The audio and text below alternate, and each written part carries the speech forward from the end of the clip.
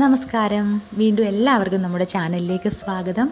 ഇന്ന് ഞാൻ വന്നിരിക്കുന്ന ഒരു മുട്ടായിയുടെ റെസിപ്പി ആയിട്ടാണ്. നമ്മൾ സ്കൂളിലൊക്കെ പഠിക്കുന്ന സമയത്ത് നമുക്ക് കഴിക്കാനൊക്കെ ഒരുപാട് ഇഷ്ടമായിരുന്ന ഒരു മുട്ടായി, തേങ്ങാ മുട്ടായി. അപ്പോൾ ഇന്ന് നമുക്ക് തേങ്ങാ മുട്ടായിയുടെ റെസിപ്പി ഒന്ന് കാണാം. തേങ്ങാ മുട്ടായി തയ്യാറാക്കുവാനായിട്ട് ഞാനിവിടെ 1.5 കപ്പ് ശർക്കരയും 1 കപ്പ് തേങ്ങയുമാണ് എടുത്തു വച്ചിരിക്കുന്നത്. നിങ്ങൾ ഇപ്പോൾ 1 കപ്പ് തേങ്ങ എടുക്കുമ്പോൾ അതിൻ്റെ കൂടെ തന്നെ 1/2 കപ്പ് എക്സ്ട്രാ ശർക്കര ചേർക്കണം. നമ്മളിതിലേക്ക് ശർക്കരയാണ് ചേർക്കുന്നത്, പഞ്ചസാരയല്ല, ശർക്കരയാണ് ചേർക്കുന്നത്. ഈ ശർക്കര നിങ്ങൾക്ക് വേണമെങ്കിൽ ഇതേപോലെ നമ്മൾ കട്ടറൊക്കെ ഉണ്ടല്ലോ അതിൽ വെച്ചിട്ടൊന്ന് ചീകിയെടുക്കാം. അതല്ലെങ്കിൽ അരകല്ലിലേക്കോ മറ്റോ വെച്ചിട്ട് ഒന്ന് പൊടിച്ചതിന് ശേഷം അളന്നെടുക്കാം. ഒരു 1.5 കപ്പാണ് എടുക്കേണ്ടത്. ഇതിപ്പോൾ ഒരു 5 ക്യൂബ് ശർക്കരയുണ്ട്. നമ്മൾ ക്യൂബ്സായിട്ട് ശർക്കര കിട്ടുമല്ലോ, അതൊരു 5 എണ്ണമാണ് എടുത്തിരിക്കുന്നത്. അപ്പോൾ നിങ്ങൾക്ക് അളന്നെടുക്കാൻ, അതായത് പൊടിച്ചെടുത്തിട്ട് അളന്നെടുക്കാൻ പറ്റുന്നില്ലെങ്കിൽ ഇതേപോലെ 5 ക്യൂബ് ശർക്കര എടുത്താൽ മതി. അപ്പോൾ 250 ml കപ്പിലാണ് തേങ്ങ എടുത്തിരിക്കുന്നത്. അതേ കപ്പിൻ്റെ അളവിൽ തന്നെ 1.5 കപ്പ് ശർക്കരയാണ് എടുക്കേണ്ടത്. ശർക്കരയിലേക്ക് ഒരു 1/2 കപ്പ് വെള്ളം ചേർത്തിട്ടുണ്ട്. ഇത് നന്നായിട്ടൊന്ന് അലിഞ്ഞ് വരണം. ഇത് വേണമെങ്കിൽ നിങ്ങൾക്ക് അടുപ്പിലേക്ക് വെച്ചിട്ട് ഒന്ന് ഉരുക്കിയെടുക്കാം. അതിനുശേഷം ഇത് അരിപ്പയിലൂടെ ഒന്ന് അരിച്ചെടുക്കണം. ഈ ശർക്കരയിൽ എന്തെങ്കിലും കല്ലോ മറ്റോ ഉണ്ടെങ്കിൽ അതൊന്ന് പോകാൻ വേണ്ടിയാണ് നന്നായിട്ടൊന്ന് അരിച്ചിട്ടാണ് നമ്മൾ ഇതിലേക്ക് ചേർക്കുന്നത്. ശർക്കര ഉരുക്കി അരിച്ചെടുത്തിട്ടുണ്ട്. അത് നമ്മളൊരു പാത്രത്തിലേക്ക് ഒഴിച്ചിട്ടുണ്ട്. ഇനി തീ കത്തിച്ചതിന് ശേഷം ഇത് നന്നായിട്ടൊന്ന് തിളപ്പിച്ചെടുക്കണം. ഞാൻ ഇതിലേക്കൊരു 3 ഏലക്ക കൂടി ഒന്ന് ചതച്ച് ചേർത്തിട്ടുണ്ട്. ആ ഏലക്കയുടെ ഒരു ടേസ്റ്റ് കൂടി വരാൻ വേണ്ടിയാണ് ഒരു 3 എണ്ണം ചേർത്തിട്ടുണ്ട്. ശർക്കര ഇപ്പോൾ നന്നായിട്ട് തിളച്ചൊന്ന് പതഞ്ഞ് വരുന്നുണ്ട്.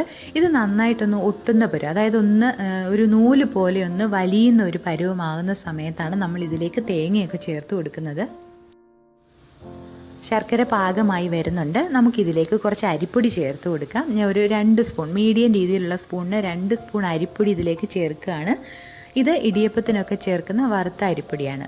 അപ്പോൾ നിങ്ങൾക്കിത് ചേർത്തില്ലെങ്കിലും കുഴപ്പമൊന്നുമില്ല, ഇത് ഓപ്ഷനിലാണ്. നമ്മളതൊരു പെർഫെക്റ്റ് ആയിട്ടുള്ള ഒരു ഷേപ്പിലേക്ക് കിട്ടാൻ വേണ്ടി മാത്രം, അതായത് നല്ലൊരു ഫിനിഷിങ്ങിലേക്ക് വരാൻ വേണ്ടി മാത്രം ഇതിലേക്ക് ചേർത്ത് കൊടുക്കുന്നതാണിത്. ഇത് ഒഴിവാക്കാം. ഈ ശർക്കരയും തേങ്ങയും വെച്ച് മാത്രം നമുക്കിത് തയ്യാറാക്കിയെടുക്കാം. ഇതുകൂടി ചേർത്തിട്ട് നന്നായിട്ടൊന്ന് മിക്സ് ചെയ്തെടുക്കാം.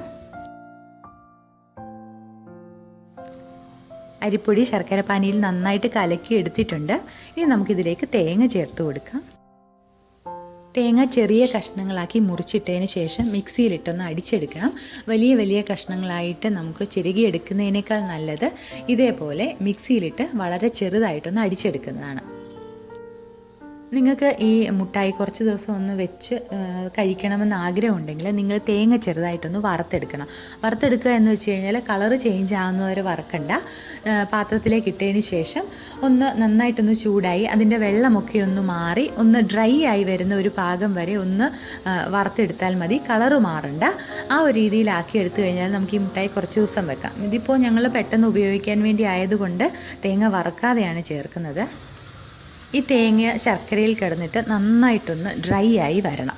ഈ ശർക്കരയെല്ലാം അബ്സോർബ് ചെയ്ത് നല്ല ഒരു ഡ്രൈ ആയിട്ടുള്ള ഒരു പരുവത്തിലേക്ക് ആയി വരണം. ഇതാ നമ്മുടെ മുട്ടായിയുടെ കൂട്ട് റെഡിയായി കഴിഞ്ഞു. ഇതുപോലെ നമ്മൾ ഈ തവിയിൽ നിന്ന് ഇങ്ങനെ മാറ്റുന്ന സമയത്ത് ഇതേപോലെ ഒന്ന് ഉരുണ്ടൊക്കെ പോകുന്ന ഒരു പരുവം, നമുക്കൊന്ന് ഉരുട്ടിയെടുക്കാൻ പറ്റുന്ന ഒരു പരുവത്തിലേക്ക് ഇത് വന്നിട്ടുണ്ട്. അപ്പോൾ ഇത്രയും മതിയാകും. ഈ സമയത്ത് നമുക്ക് തീ ഓഫ് ചെയ്യാം. ഇത് നമുക്ക് നെയ്യ് അല്ലെങ്കിൽ വെളിച്ചെണ്ണ തടവി ഒരു പാത്രത്തിലേക്ക് ഇട്ട് കൊടുക്കാം. പാത്രത്തിലേക്കോ ബട്ടർ പേപ്പറിലേക്കോ എങ്ങനെ വേണമെങ്കിലും ഇട്ട് കൊടുക്കാം. പക്ഷേ നല്ലപോലെ നെയ്യ് അല്ലെങ്കിൽ എണ്ണ തടവാൻ ശ്രദ്ധിക്കണം, ഇല്ലെങ്കിൽ പാത്രത്തിൽ നിന്ന് വിട്ടുവരാൻ നല്ല പ്രയാസമായിരിക്കും. ഇതുപോലെ സ്പൂണോ മറ്റോ വെച്ചിട്ട് ഒന്ന് ഇളക്കി കൊടുക്കാം. നല്ല ചൂടാണ്. ഇത് അധികം ചൂടാറുന്നതിന് മുമ്പ് നമുക്കിത് ഉരുട്ടിയെടുക്കണം. നമുക്ക് ഇഷ്ടമുള്ള ഷേപ്പിലേക്ക് മാറ്റിയെടുക്കണം. അതുകൊണ്ട് ചൂട് പെട്ടെന്നൊന്ന് കുറച്ചൊന്ന് കുറയാൻ വേണ്ടി ഇതുപോലെ ഒന്ന് ഇളക്കി കൊടുക്കാം. ഇപ്പോൾ ഉരുട്ടിയെടുക്കണ്ടായെങ്കിൽ നിങ്ങൾക്ക് ഒരു പ്ലേറ്റിലേക്ക് തന്നെ വെച്ചിട്ട് സ്പൂൺ കൊണ്ട് ഒന്ന് പരത്തി ഇതൊന്ന് സെറ്റ് ചെയ്തെടുക്കാം. സ്പൂണിൻ്റെ മുകളിൽ കുറച്ച് ഓയിലൊന്ന് തടവിയതിന് ശേഷം ഇത് വെച്ചിട്ടൊന്ന് അമർത്തി ഒന്ന് പരത്തിയെടുക്കാം. ആദ്യമേ ഒന്ന് കട്ട് ചെയ്ത് വെക്കുകയാണെങ്കിൽ നമുക്ക് ആ ഒരു ഷേപ്പിൽ തന്നെ ഇളക്കിയെടുക്കാൻ പറ്റും. ഇനി ഇത് നമുക്ക് ചെറിയ ഉരുളകളാക്കി എടുക്കാം. ഇതുപോലെ സ്പൂൺ കൊണ്ടോ ഫോർക്ക് കൊണ്ടോ കുറച്ചായിട്ടൊന്ന് മാറ്റി വെക്കാം. അതായത് ഒന്ന് ഉരുട്ടിയെടുക്കാൻ പറ്റുന്ന അളവിലുള്ള ഈ ഒരു തേങ്ങാക്കൂട്ട് നമുക്ക് കുറച്ചായിട്ടൊന്ന് മാറ്റി വെക്കാം.